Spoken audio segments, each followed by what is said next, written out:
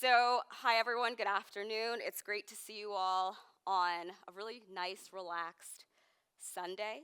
I was saying earlier to several of the speakers that I do get butterflies, I do get stage fright, I think as many do. It's something about events during, the work week, the school week, Monday through Friday, really get me riled up. But on a Sunday, this is a nice and different vibe. So, kudos to the planning committee for selecting this day. So I'm Yasmin Mattox. I'm the director over at Barbara J. Berger iZone. If you've ever wondered what the I's are about, take your pick. We've got several of them all along the walls in the space. But oftentimes, I really focus on the bookends, helping students and other members of the university community go from inquiry, because we are very intentionally placed in the libraries, to impact.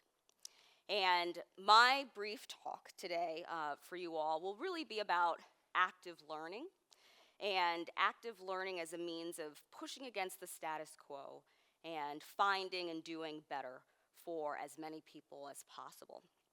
So, I'm going to start. Okay. I am going to start.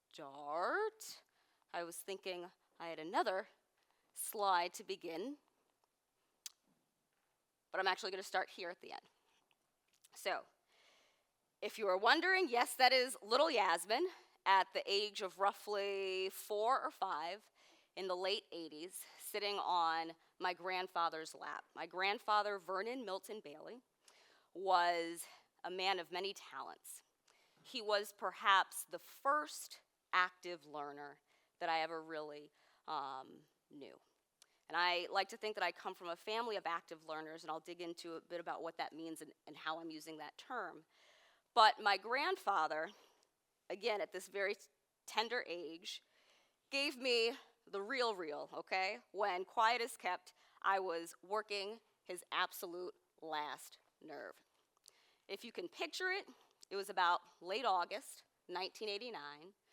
My mom, who was still practicing as a psychologist, was actually working on her law school studies. She was practicing for the bar because she was transitioning careers. And so it was my luck, and I mean that sincerely and in some cases sarcastically, to spend time with my grandparents at their home in Washington, D.C. While my memory has gotten a bit hazy through the years, one thing is certain. I was certainly on this man's last nerves because I wanted him to do all of the things with me. My grandmother was at a social event, I can remember that much, but I pretty much wanted him to provide me with all sorts of information, all sorts of, lessons, tell me this, I want to know that. Typical things that young children do, and we should be encouraging, right? This love of learning. My grandfather, very deadpan, looks at me and says, Yasmin, you need to sit in your boredom for a bit. And I said, okay. And being 4, I really did not know what that meant. But he was good enough to show me the way, which looked like pulling out what no longer exists, but at the time was really powerful, something called the mini pages. The mini pages was, as you could probably guess, a newspaper, a periodical, really with the main audience being children. And so I was able to look at this, learn different things, read the words that were on the pages, but also engage with the lessons and the information that was being given to me. The mini pages would have scavenger hunts, prizes for doing certain activities, and it started to spark a lot of connections in my mind. It started to make me more active and to take me from the expectation of having information constantly given to me or fed to me, to putting me or having myself, put myself in situations where I could learn, where I could test things out, where I could experiment. So now, passive versus active learning. We all may have a good idea about what this means. I'm going to say what it means in this context, with hopefully the help of my clicker. Okay. Passive learning and active learning themselves, neither one is superior to the other, right? We both use them for different things. With passive learning, oftentimes the benefit is that there's some knowledge or some information that really we could benefit from rote memorization, right? Take your pick. It may be something that you need to know for safety reasons. It may be a class that has a lot of information that you could think about thematically to help you memorize the content. With active learning, we're really talking about more of an experiential process where you are given the opportunity to, right off the bat, push back perhaps against what you may have heard about a topic or otherwise thought or known about a topic, to really start the process of exploring ideas. Exploring them because something about them piques your curiosity, and you're able to fuel your curiosity to reach out to others and hopefully ask them what they've experienced and if they can share with you. So when we think about active learning and the process of active learning and the benefits of it, I'm really talking about the process of understanding humans, understanding what humans need, understanding what humans desire, and understanding how humans could be best supported, how we could all support each other if we actively listen to each other, and if we really put ourselves in situations where, as has already been articulated by speakers, we feel a bit uncomfortable, but still push through. Oops. So, stories. The key to active learning, as I mentioned about human needs, is the ability to empathize. So when I talk about empathy, and oftentimes when we talk about empathy at iZone, we're also talking about the ability to share our own story and to really listen to the stories of others, right? Those stories can be communicated in writing, they can be communicated orally.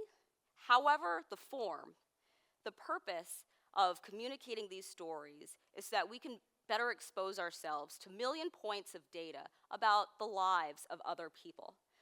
What pain points they have, what delight do they find in certain activities? How can we connect the dots, if not on our own, but collectively with other people and collaboratively with other people to do things better? So stories matter. Now, as it was said, I believe, during the talk on AI, humans have been learning, actively learning, for much longer than we've been passively learning, right? So when you think of Homo sapiens, when you think about the earliest modern humans, and the fact that their learning wasn't predicated on, okay, let me read this book. That came much later. It was predicated on, ouch, this fire is hot. Or what happens if I peer over a cliff? Hopefully nobody had to learn that lesson too often to their detriment. But we naturally learn through experimentation, through touch, through sensation. We are tactile learners, we're kinesthetic learners. While we can also benefit from reading, we primarily learn about the world around us through engagement, through being participants in our own stories and the stories of others. So this process allows us to not only experiment, but to take the data that we collect, along with the stories that we bounce off of from each other, to do better. And you might wonder, what is better? Better is taking the information that we harness, that we collect, that we use, to have some kind of beneficial outcome. In the libraries especially, and certainly when people come to iZone, they're like, well, we know that you have events, workshops, we even have credit-bearing courses. Why is iZone in the libraries to begin with? And I often say, the way I like to think of it is, we are a nexus for the information that exists throughout the entirety of River Campus libraries and even the University of Rochester libraries. When you think of active learning in this respect, hopefully you think of the fact that we've got wonderful collections where you as students and anybody else from the community really could come in and speak to librarians, speak to student employees, and talk about topics that matter to you and how collectively you can connect dots to do things better. An example that I really dig into, especially over the last few years, has been the fact that how many places in the Greater Rochester area or elsewhere can say that they have a really neato library that looks at medieval culture and history? I give you the example of Robbins. So when we talk about active learning, it's not enough to just look at the pages perhaps on the manuscripts that go back to the 1000s, right? And that examine what people were feeling, what they were smelling, the despair they were having during the bubonic plague and the plagues that happened thereafter, but to connect those experiences with our own that we've had just recently over the last few years. To let the words of those manuscripts leap off of the pages, dangle in front of you as you talk with other students and members of the community to piece together what information we can take with us, not only from the 1000s, but the 2000s, piece it together, and then think of how we're going to do better should and when the next pandemic hit us. Ultimately, we could be participants of active learning not only for our own benefit, to pique our own intellectual curiosity, and to really lead lives that have meaning that we can create based on what we see, how we think, and ultimately what we know, but so that we can harness that energy and that information to do better as a society. So that the status quo, whatever it may be, whether it's inequitable realities or disparities in healthcare, in education, in cultural diplomacy, wherever there are issues, we can look at how we can be active participants in our learning to connect to each other better, and ultimately chart a brighter course for the future. So I come back to this final slide again, just to point out a couple of things that I still look at and I still think on and reflect on 30-something years later as an active learner. If you see the lamp right there with the red shade, a wonderful piece that my grandparents picked up when my grandfather was on assignment in Bangkok, Thailand, because he was a foreign service officer.